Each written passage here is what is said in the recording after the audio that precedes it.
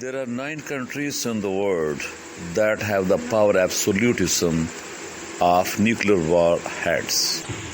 Statistically comparing the nuclear warheads between the nuclear nations, as we analyze about the US and Russia collectively hold 90% of the nuclear warheads or nuclear weapons. The total warheads are 13,865. The nuclear armed countries are collectively possessed. According to a report published by the Stockholm International Peace Research Institute, the 13,865 warheads are divided in 9 countries. There has been an overall decrease in the number of nuclear weapons in the world, which may be related to the fact that Russia and the US signed the New START Treaty in April 2010. While the number of nuclear war weapons in the world has dropped since last year, those that remain are highly sophisticated and therefore potentially more destructive. In total, nuclear armed countries are currently in possession of 13,865, according to a report published by the Stockholm International Peace Research Institute. Though that may seem a lot, it is still 600 fewer than at the beginning of 2018. While the number of nuclear weapons in the world decreased in early 2019 compared to last year, those that remain are highly sophisticated and therefore potentially more destructive. A key finding is that despite an overall decrease in the number of nuclear warheads in 2018, all nuclear weapon possessing states continue to modernize their nuclear arsenals. Deputy Secretary General of the United Nations and the current chair of the SIPRI Governing Board has given the data and said, together the US and Russia collectively hold 90% of the world's nuclear weapons. The overall decrease in the number of nuclear weapons across the board would seem to be related in particular to the fact that the two powers signed the New START Treaty in April 2010, and they have intended to limit further resources in strategic offensive weapons. In contrast with Russia and the US have simultaneously launched large and expensive programs to replace and modernize their warheads, missile launch systems, and nuclear weapons production facilities. Of the 13,865 nuclear weapons estimated by SIPRI in 2019 worldwide, 3,750 are deployed with task forces and nearly 2,000 of them are maintained on high operation, according to the institute, which was founded in 1966. While the number of the atomic weapons has dropped sharply since the mid-1980s, it was almost 70,000 at the time, according to Law Tribune. There is still a considerable number of weapons throughout the world, and they still pose a serious risk of nuclear war one day. Scroll down for a list of the nations with the most nuclear warheads. North Korea has 20 to 30 nuclear warheads. Since 2006, North Korea has carried out 6 nuclear tests, each one bigger than the previous one. North Korea has increased its arsenal, which was at roughly 10 to 20 nuclear warheads in 2018. Israel has 80 to 90 nuclear warheads. Israel is one of just a handful of nations in the world that refuses to sign the Treaty on the Non-Proliferation of Nuclear Weapons. The Reuters Abir Sultan poll has given the data. Israel was in possession of 80 nuclear warheads last year, so their stockpile is relatively stable. India has 130 to 140 nuclear warheads. India maintains no first use, but now they have changed their doctrine to first use strike option. In 2018, India had the same amount of nuclear warheads as it currently has. Pakistan has 150 to 160 nuclear warheads. Pakistan started developing nuclear weapons in January 1972 under Prime Minister Zulfikar Ali Bhutto.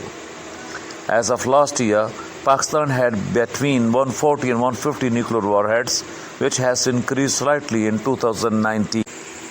China has 290 nuclear warheads. China's last nuclear test took place on July 29, 1996. China had 280 nuclear warheads in 2018, which has increased a little this year.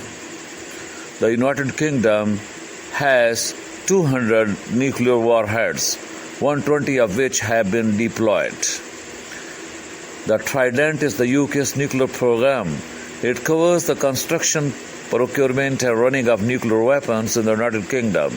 In 2018, the UK had 215 nuclear warheads, whereas France has 300 nuclear warheads and 280 of which have been deployed. France weapons are part of the National Force D FRAP, which was established during the 50s and 60s.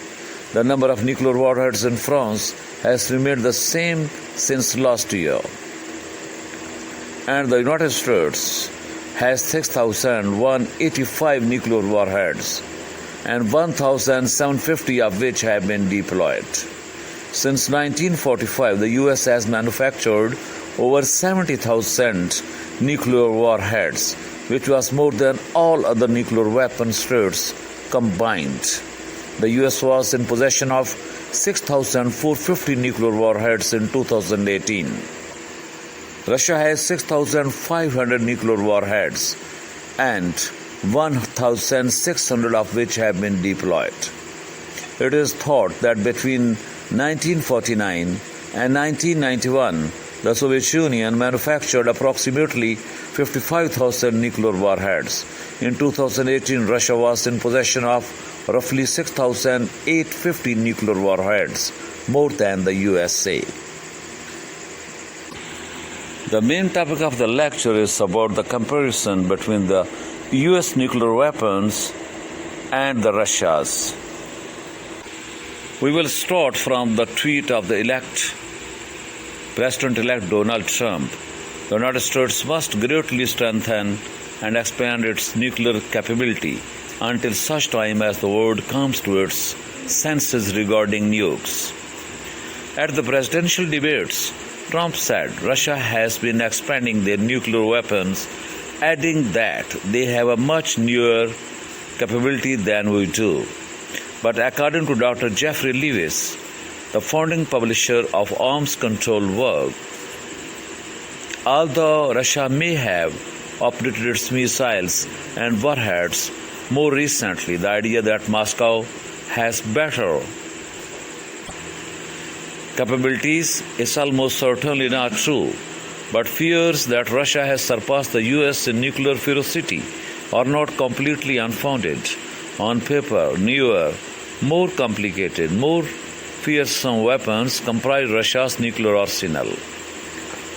Russia's 24 Yars intercontinental ballistic missile ICBM, introduced in the mid-2000s, can strike anywhere in the US with what some report to be 10 independently target nuclear warheads. These 10 warheads would re-enter the Earth's atmosphere at hypersonic speeds, around 5 miles a second. China has developed a similar platform, and the US simply has no way to defend against a salvo of such devastating nukes. In comparison, the US Minuteman third ICBM also re-enters the atmosphere at hypersonic speeds, but carries just one warhead and was introduced in the 1970s. But the question of whose are better is more a philosophical one than a straight comparison of capabilities. Lewis says that the U.S. strategic command leaders who command the U.S. nuclear arsenal have said for decades that given the choice between the U.S. nukes and Russia's, they would choose our own missile every time. In an interview with Business Insider, Lewis said that U.S. arsenal, while it lacks the potential to devastate and lay waste whole continents, much better fits the U.S. strategic needs. U.S. arsenals versus the United States arsenals. Russia, yours RS-24 intercontinental ballistic missile system drives during Victory Day parade to mock of World War II, a Red Square in Moscow. The Thomson Reuters has reported, Russians made a really different design choice than we did when it came to building ICBMs, said Lewis.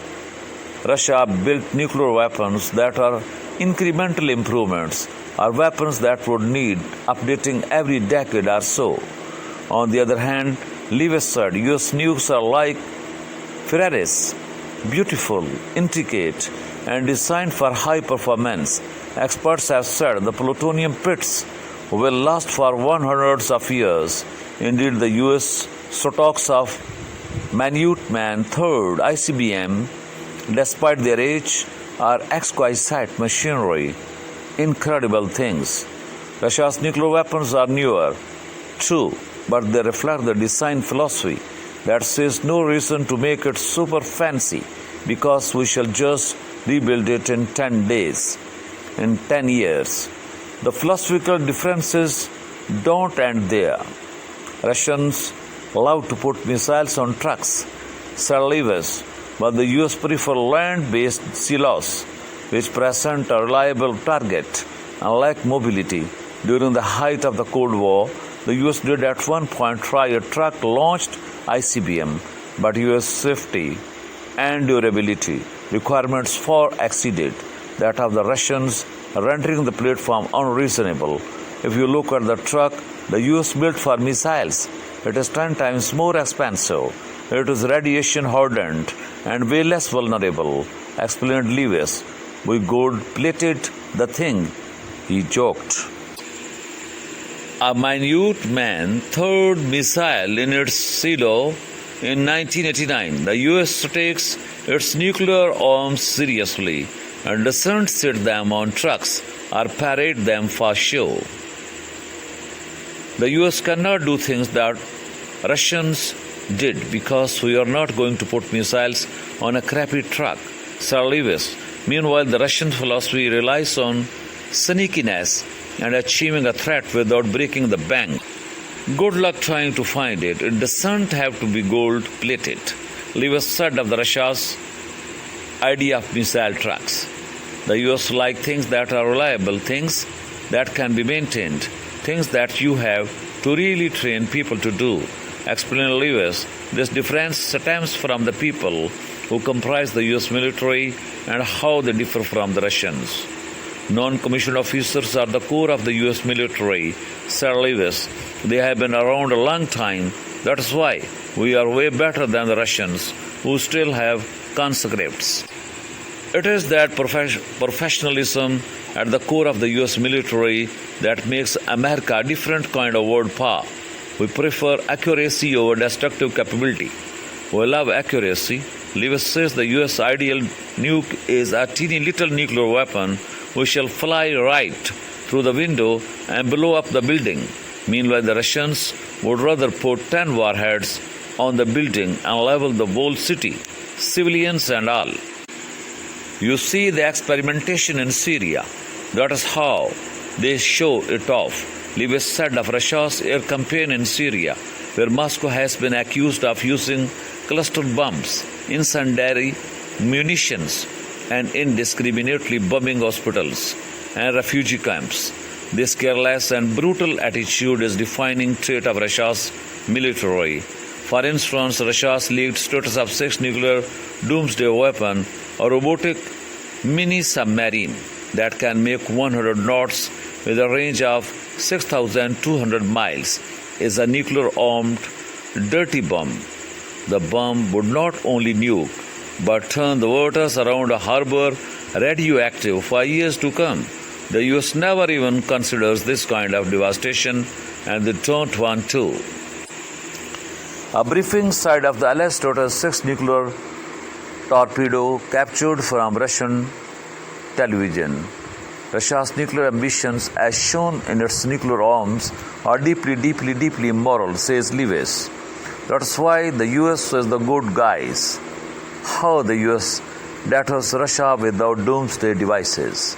Lewis explained that the US really cannot defend against Russia's most advanced diabolical nuclear weapons, as the problem is just that the math never works.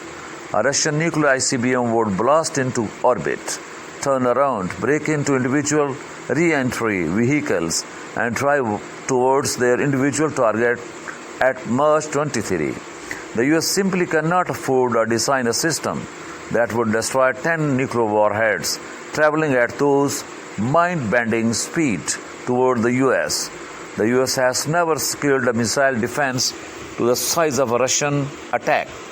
It sounds like a really great idea on paper, but when you're looking at 1,000 warheads.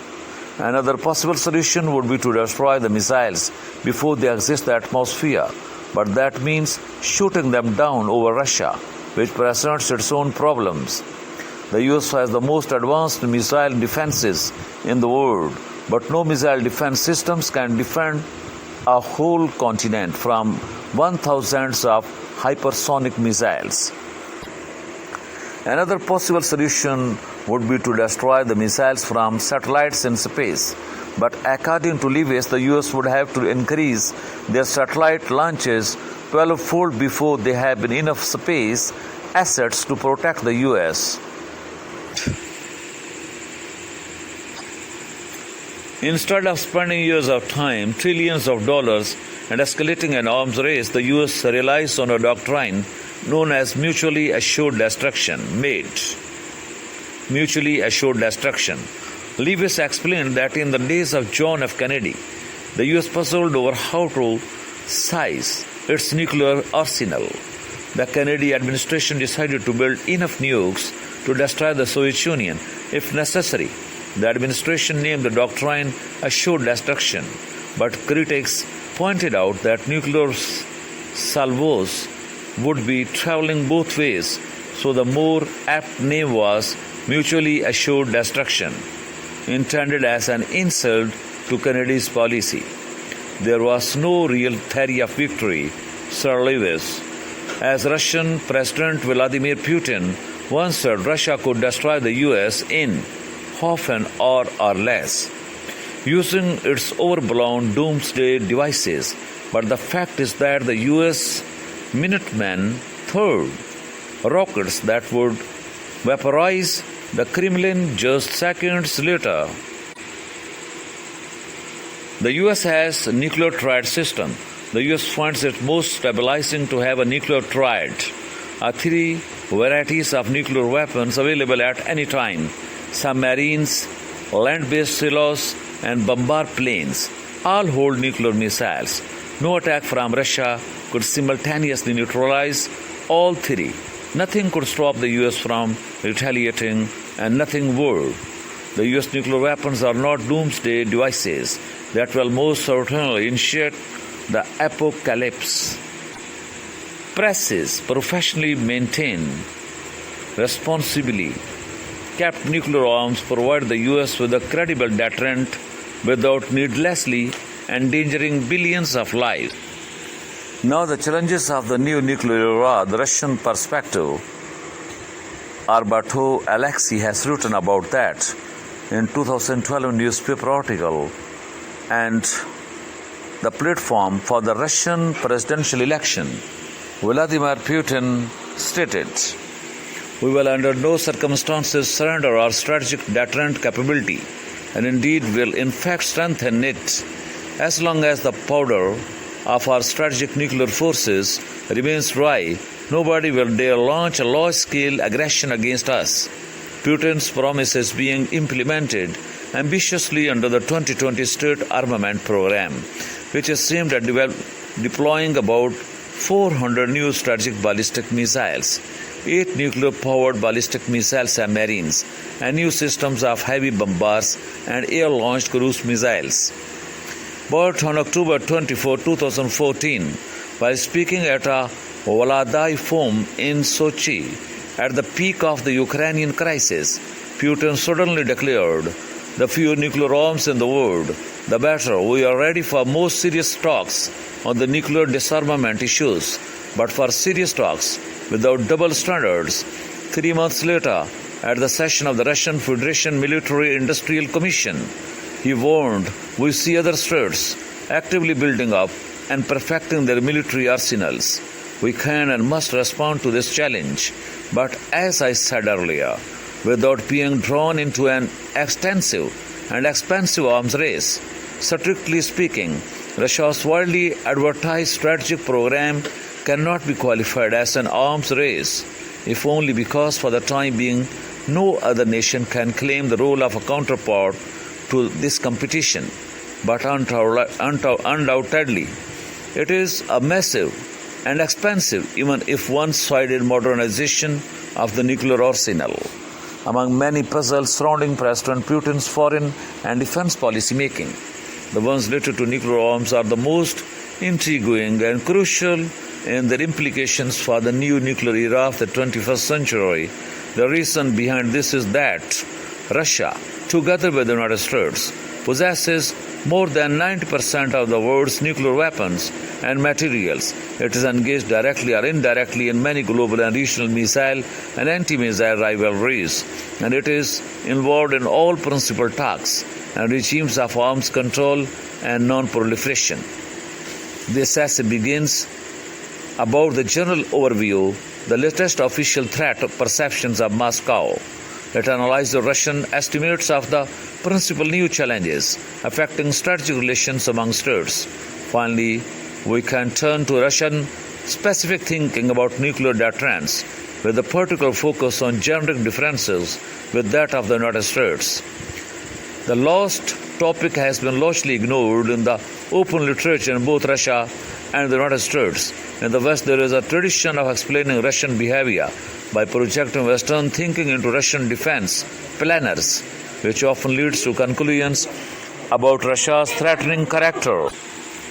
However, the core of the problem in the Soviet-Russian nuclear mentality has most of the time been largely or totally different from that of the United States and its allies, although those differences and their origins have never been properly understood by either side. This deficiency needs to be corrected, otherwise it may lead to deadlocks in the arms control process and to potentially dangerous collisions in crisis situations.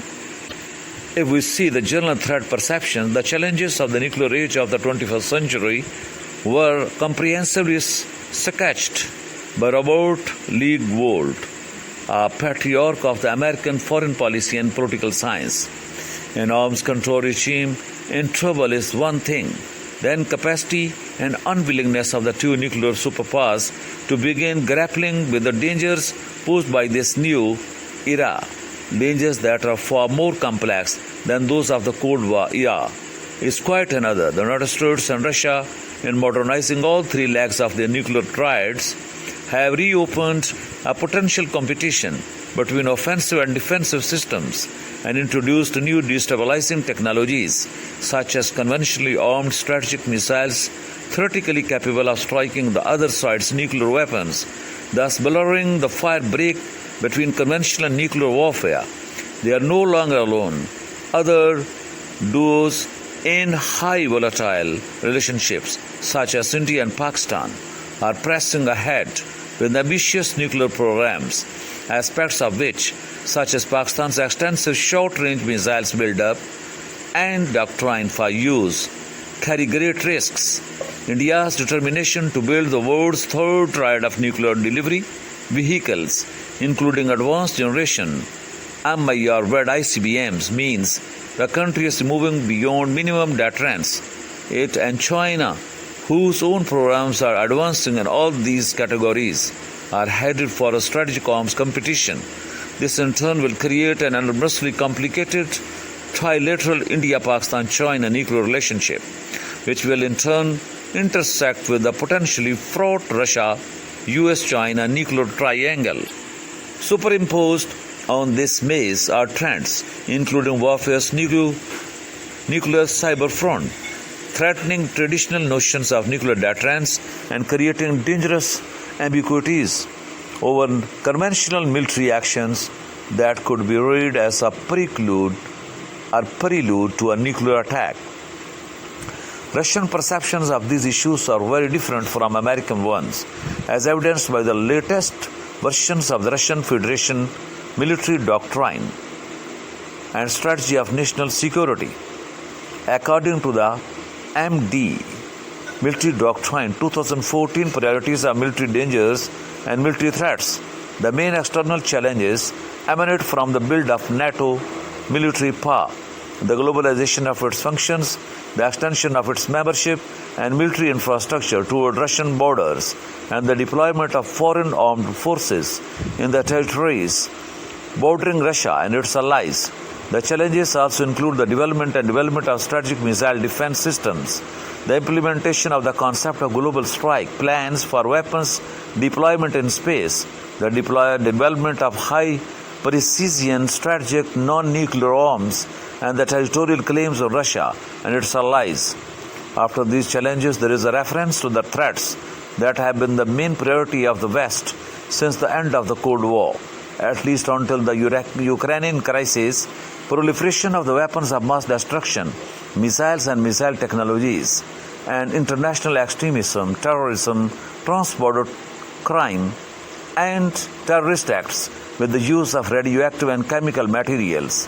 In between and without elaboration, MD 2014 refers to the violation by some states of international agreements and non-compliance with earlier concluded agreements on arms prohibition, limitation, and reduction. In listing priority threats from facing Russia, the SNS 215 doesn't differ from the MD 2014 in any significant way. Nonetheless, there are several notable features that reflect Moscow's contemporary security priorities. One is the significant increase of domestic political concerns, which obviously follows from the 2011-12 scare of mass protest in large Russian cities and the Ukrainian revolt of 2013-14. These threats are seen as emanating from foreign intelligence and public organizations' subversive activities, information warfare, aimed at violent change of the constitutional state, destabilization of domestic political and social situation, and disorganization of the functioning of state power agencies, important state military sites, and information infrastructure. In contrast to Legwood's panorama, commonly accepted in the West, the threats emanating from the state's nuclear arms, traditionally the first Cold War priority, are absent, as well as the danger associated with the nuclear arms race. The same is true of the threat of a nuclear war by technical failure, political strategic miscalculation in a crisis, or escalation of a local conventional conflict to a local or global nuclear war. Russian military and political thinking largely ignores the possibility of an outbreak of war as the result of the uncontrolled escalation of military action. Reaction sequence, one of the few exceptions, is a paragraph in the foreign policy concept of the Russian Federation adopted in November 2016, but in stating such a possibility, it doesn't specify in which region or between what nations such escalation might happen. In particular, there is no mention of such dangers in Ukraine, South Asia, the Middle East, or the Far East. Whenever the nuclear arms are mentioned, other than in the context of proliferation, they are presented in a highly positive way. Nuclear weapons will remain an important factor of the prevention of nuclear military conflicts and military conflicts with the employment of conventional strike systems in large-scale and regional wars. The most striking recent statement of the subject portraying nuclear weapons in a totally idealistic manner came from Putin in his remarks to the Vladai Club in October 2016. Nuclear arms race and arms are a factor of deterrence and a factor providing for peace and security in the world. It should not be considered as a factor of aggression. The Russia's picture about the nuclear weapon states is comprised on 5. Under the Treaty on Non-Proliferation of Nuclear Weapons, with approximately 6,800 nuclear warheads, Russia has the largest stockpile of nuclear weapons in the world. In addition to nuclear weapons, Russia declared an arsenal of 39,970 tons of chemical weapons in 1997. The Soviet Union ratified the Geneva Protocol on April 5, 1928 with reservations. The reservations were dropped on January 18, 2001. Russia is also party to the Biological Weapons Convention and the Chemical Weapons Convention. The Soviet Union had a peak stockpile of 45,000 nuclear warheads in 1986. It is estimated that from 1949 to 1991, the Soviet Union produced approximately 55,000 nuclear warheads. The nuclear program started 1943, and nuclear weapons test the 1949, and first thermonuclear weapons test August 12, 1953.